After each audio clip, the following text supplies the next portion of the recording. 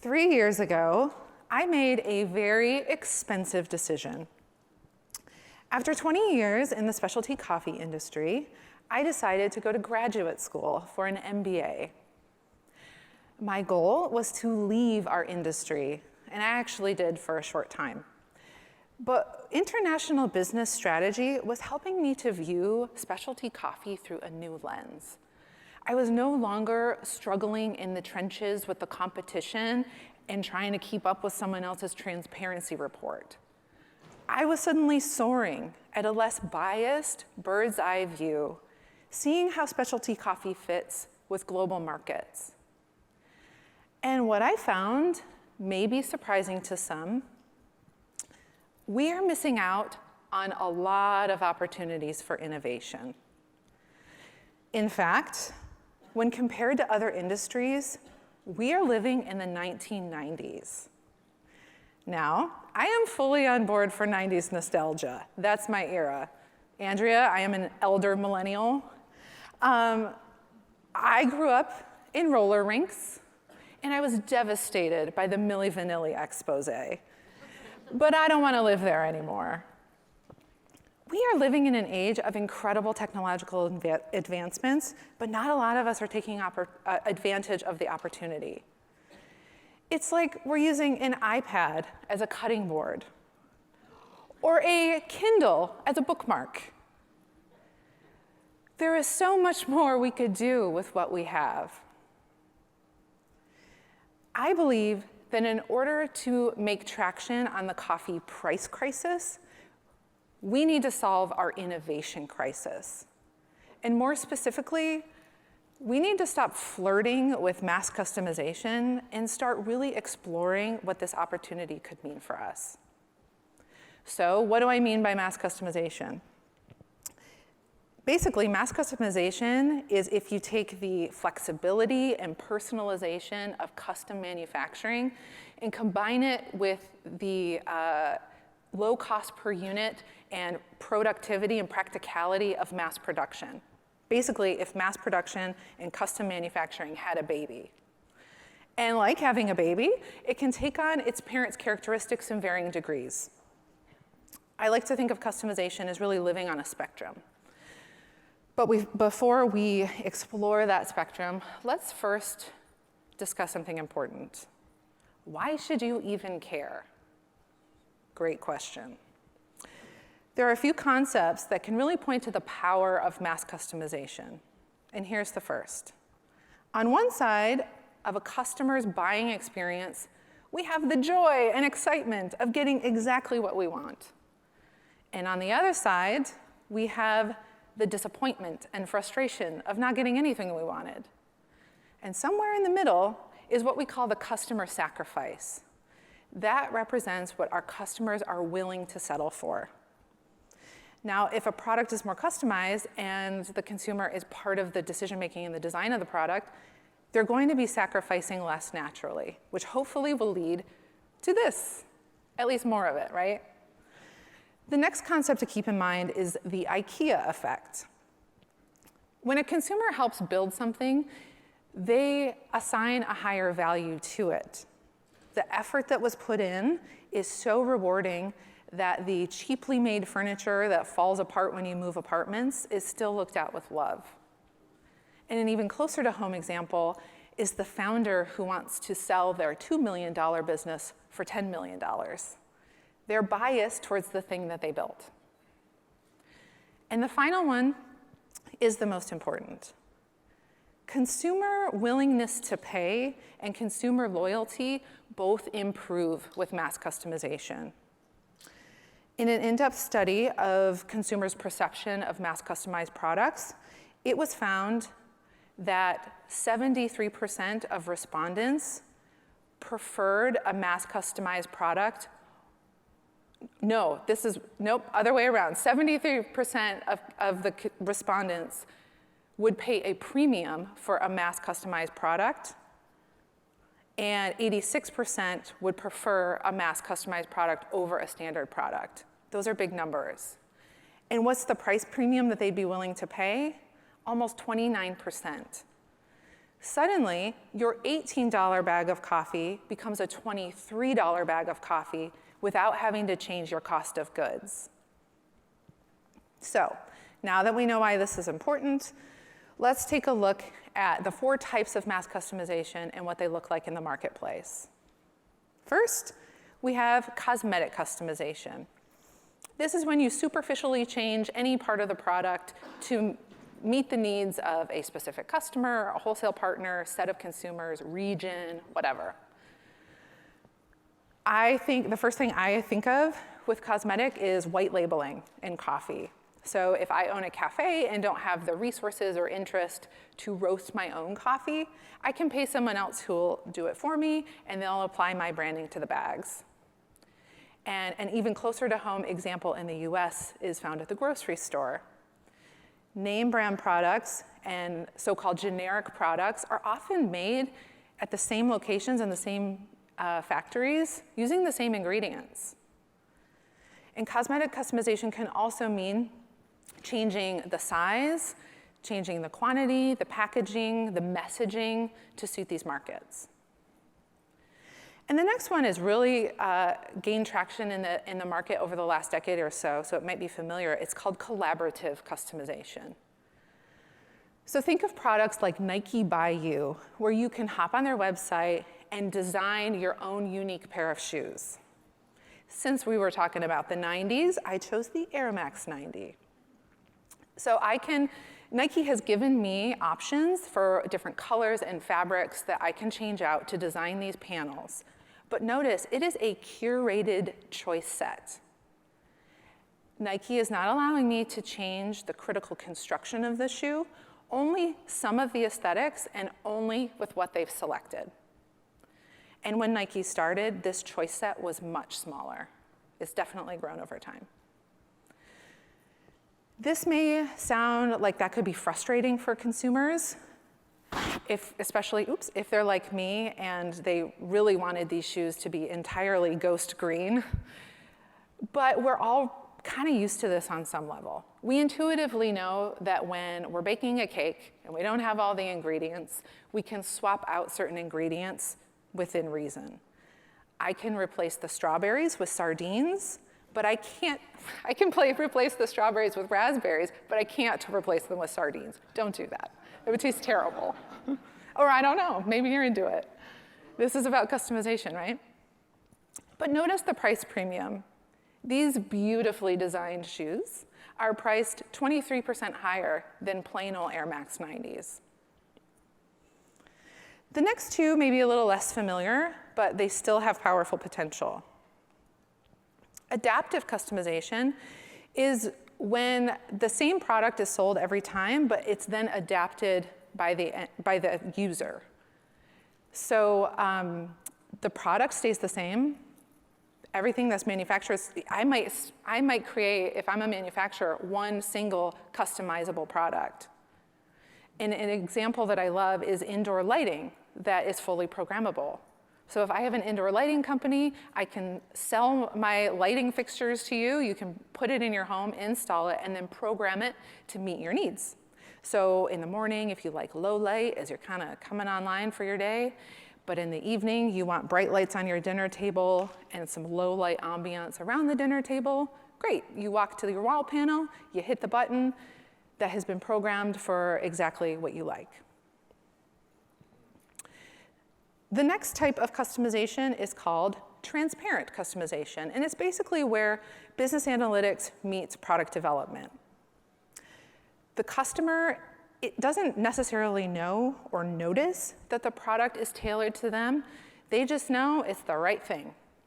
And businesses can analyze specific customer data or customer types to understand what they might be interested in. My Netflix profile, Merle's up there, is different than my husband's Netflix profile. I get updated with all the new Chef's Table episodes and science documentaries, and he sees every music documentary ever made. This may sound difficult to do with physical products, but it's totally possible. There's an often cited example of an industrial soaps company. that can analyze their clients' soap usage and formulate exactly for what their needs are and just ship it to them just in time. The customer doesn't have to do anything. Okay, cool concepts, Miranda, but how would we do this in specialty coffee? I'm so glad you asked. Let's first just touch on cosmetic customization. We really already do this on some level in our industry. We might have different sizes or different packaging for different outlets. Maybe our grocery channel gets something different than our retail channel gets. And here's a perfect example. On your left, you see an Intelligentsia bag that came from their website. And on the right, you see the same exact coffee, but this one came from Instacart, and it is available at grocery stores. They look different, don't they? And they are. The information, the messaging on the bags is different. So I see cosmetic customization, no matter what kind of coffee business you have, as an inevitability if you want to grow or seek out new channels and markets that have new requirements, new to you requirements. So it's more of a business reality than an innovative way to capture more margin. But let's dive a little bit more into collaborative customization. What dials could consumers turn to create a product that felt like it was just for them? Could a coffee roaster's e-commerce page have an option for a personalized blend? Maybe it starts with a quiz where we learn more about their preferences, and then we suggest to them a blend that is just for them, that they can then tweak as they would like. Then, could we take it to the next, well, let's tweak it. They want to turn up the strawberry notes? Do it. Not so big on floral, so you want to turn down the jasmine, maybe you're middle of the road on chocolate. And then to take this to the next level, could we offer to save this setting for them as their unique blend ratio that they can then set up a subscription for? Has anyone here ever subscribed to Misfits Market or some other kind of subscription box? I am able to change my Misfits Market box each week, but if I forget, which happens, and I slide past the due date, then I just get the same box I got last week. We could do the same thing here. We could email our customers and say, hey, what'd you think of the blend? Want to make any changes? And then they could turn up the strawberry notes, or turn down the strawberry notes, they have it maxed out, and then test the results.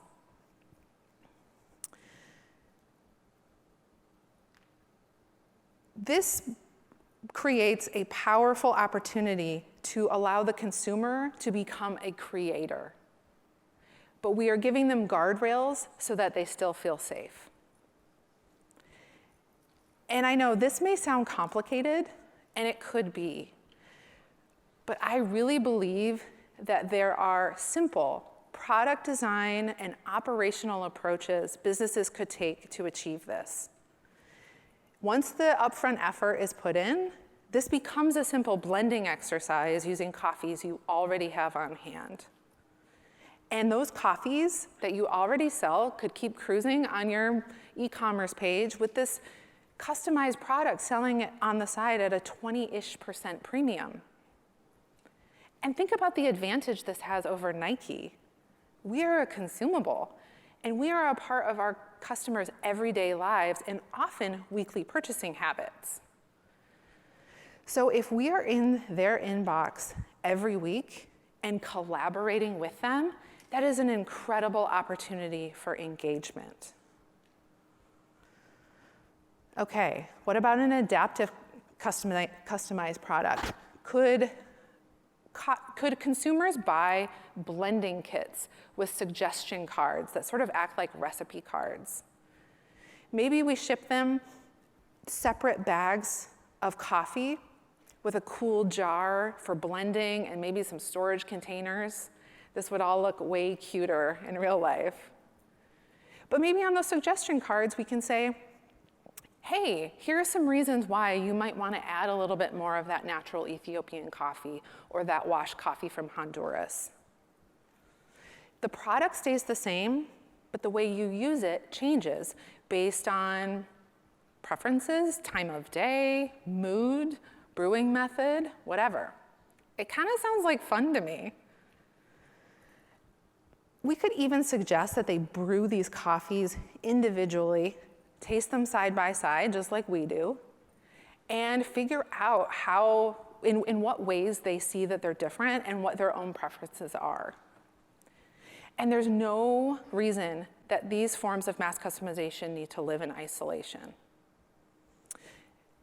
Could this be an amazing gift product that is then upsells to the collaborative customization product we just talked about? A gift becomes a subscription, which becomes an important part of the customer journey where they're learning more about their own preferences in the safety of their home, and then they come out the other side with a perfect for them blend. Now we're building an ecosystem, which is even more powerful. There are many ways to approach transparent customization. Could a green coffee importer have access to their roaster clients' cropster data so that they can learn more about what coffees they buy, what they use them for, and what their inventory levels are? Then they could just ship them when they needed it, coffees that they think that they'll like, without the customer having to do anything. Not every client's gonna love that, but if I was trying to run a super lean operation with limited human resources, I would totally pay extra for this. And think about trade coffee. They're kind of a mashup between collaborative and transparent customization, and it is very effective. So I go on trade and I can indicate what my taste and roast preferences are, and then they categorize those for me. This allows me to validate and say, yeah, fruity premium single origins, that sounds like me. And it allows me to build a language for what I like. This is the collaborative customization piece. Where it becomes transparent customization is where I let trade take it from there and match me with coffees I'll love, and they ship them at the frequency I want, at the size I want, ground for the brew method I use, or whole bean, of course. And the power of transparent customization is the trust that is built between the business and their customer. Before we go, I want to share with you a shining example of mass customization in our industry. Nespresso. They have created a perfectly targeted experience for coffee enthusiasts. People who love coffee so much, they talk about it, they wear their love for it on their t-shirts and their coffee mugs. And here's the rub. Those are our people too. We are competing with Nespresso for the same consumers. With their drop-down menu, they are helping the consumer feel like they are building their own coffee. They're not, these are pods, right? But it feels like they're designing the coffee and the experience just for them. And then they're saying, go have fun and drink your coffee exactly as you like it, the coffee that you designed. And then, because they're a by-the-cup product, they very clearly show us that this is so much cheaper than the $6 oat milk latte that you buy from the cafe. It is perfectly targeted, and it's beautifully executed. So, if we're competing with Nespresso for the same consumers, who's going to win? Remember, they have George Clooney. Finally, there are some things to consider when considering implementing mass customization in your business. Not every customer type is right for this, and choice set is critical. Research shows that high loyalty, frequent customers like mass customization the most, and they want low complexity. So consider piloting with your best customers with a limited choice set. Keep it simple, especially to start. And other things to consider when implementing mass customization in your business, there are risks to be sure. These aren't bolted on products and services. They require reworking critical components of your business. Do you have the right team to implement something like this? What needs to be reworked in your operation to reduce friction? Does this affect your procurement plan, your inventory and packaging requirements? Is your website robust and flexible enough to handle customization? These all impact cash flow. What does your access to capital look like? While mass customization is not a cure-all for the coffee price crisis, I believe it can offer significant value to those businesses who are brave enough to implement these principles. And if we want to spread the much needed money throughout the supply chain, we need to stop settling for the same old business model. We need to start reaching for the stars. Thank you.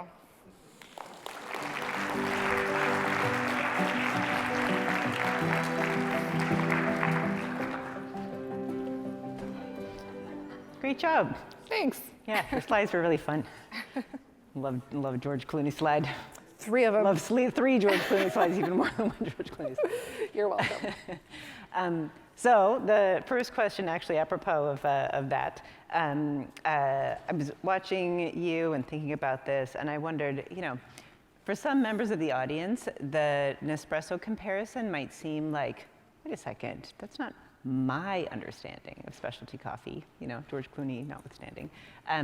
Do you think that this idea of mass and mass customization is somehow in conflict with the specialness of specialty? I think that it can't be. If you think about a consumer adoption curve and you have these innovators and early adopters, I don't think we're gonna make the traction we need to make if we stay there, right? So I think that one thing that Nestle, Nespresso, these multinational corporations do really well is they do their research. And they know that a product is gonna work. They've been developing it for a long, long time. And that's how they're able to capture the value. Now, if we can do that, but specialty, that's an incredible opportunity to raise the floor. I think that's just what the future has to be. Yeah. I know that a lot of the work that you do these days is with those smaller companies, and I wonder if these ideas about, again, I'm thinking about that word mass, does it work equally well at a small scale as it works at a large scale, or do you have to achieve a certain size for this to be viable? I don't think so. I think it could be really anything. How are you giving a better experience to the consumers? And I think Bill touched on this today of especially when I say that we're living in the 1990s, that's when people really started with the experience economy and the Build-A-Bear as the case study. And what's our Build-A-Bear if we're not a cafe? So how are we engaging consumers differently and actively? And I think that can happen on any scale. And maybe it's more difficult the larger you get and you have to kind of fake it, like Nespresso saying you're designing this. It's no, you're not. But I think that's the marketing piece, right? And that's what we would be doing too, is these are the coffees we have. How can we be creative about what this might look like? So creativity is not just for these multinationals. And like Vaughn said, it's smaller groups. So hey, maybe there's an advantage there. And coming from working at a startup and working before that at a giant corporation, there is a advantage to being nimble and small. Yeah, for sure. So what would the first steps be if someone wanted to take a start at customized selling? I always try to take a step back and say, well, who are you? Who are you in the marketplace? What do you want to be in the marketplace? That's the first question to answer. What is your value proposition? What is your unique quality? And start experimenting, start brainstorming, and in a creative way, bring more voices into the conversation to say like, well, and what sounds like fun? Because you want to be able to get that margin capture and enjoy the ride, especially if you're a smaller business. Yeah. This question I think is really interesting. So how does this idea, I guess, of mass customization work with the idea from the paradox of choice that fewer choices equals higher satisfaction? Yeah, so this is, goes to my last point about like, this isn't for everybody, which is fine, but, and also that choice set needs to be really limited. So again, Nike isn't saying like, I don't know, where should the laces go? It's like, this is where the laces go. And here are some color choices. And I don't know if you could tell, but like those color choices they all kind of went together, and I don't think there was any like red or yellow or, so it's super curated. And so I think starting small and experimenting and building from there is critical. I suffer from the paradox of choice, for sure. I get overwhelmed. And so, but it's fun to say like, I can have some shoes that nobody else can have, or I know exactly what I'm going to get with this coffee because I know it's what I like. Yeah. A couple of your examples, or I guess most of your examples in coffee, were sort of like roaster to consumer, but not going back to trader or producer. Do you think that these lessons or these sorts of the advice applies also to those types of businesses, like importers or even individual producers? And what might they customize? Yeah, that's a great offer question. In terms of customization. So, coming from like my last role, I was in product marketing for a food tech company that makes proteins through precision fermentation. And we realized quickly, and this is something, I've just learned in marketing and all of that, is to productize things. Like, that's a way that you can be really clear about what you have on offer. So, a grower could say, these are the products I have. Actually, I know a grower who is an importer who's doing that, and it's been very successful.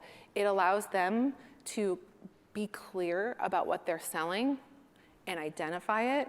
And when you've identified it, other people can then self-identify. So I think it doesn't matter where you are in the supply chain. Green coffee traders could do the same of like, these are products, and they can still be specialty. Just because we productize, just because we,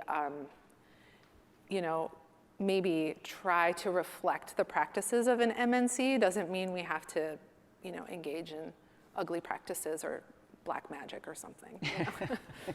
Yeah, good. Please don't advise people to engage in black magic on the Rico stage. Yeah. Not liable. I think we have time for one more question, and I promise this is not a question that I wrote just because it has the SCA in it. So it says the SCA has brought attention to differentiation of intrinsic and extrinsic qualities of coffee. Your talk was mostly about intrinsic qualities of the product. So how do you view customization of extrinsic qualities, like the type of consumer, by customer preference? How do you view customization like type of producer? And maybe is that something like, is it the choice of which extrinsic attributes to include? Like, should we talk about the producer? Should we talk about the region? Should we talk about the elevation? Like, what does that look like in terms of mass customization of the informational attributes? Yeah, I think in the research I've done from a product marketing standpoint of products outside of the coffee industry, consumers really have a struggle with these extrinsic qualities beyond better for me. So if it doesn't impact or improve their lives in any way, then they really struggle with it. So is this product good for me? Is it healthy to eat? Great, eat it.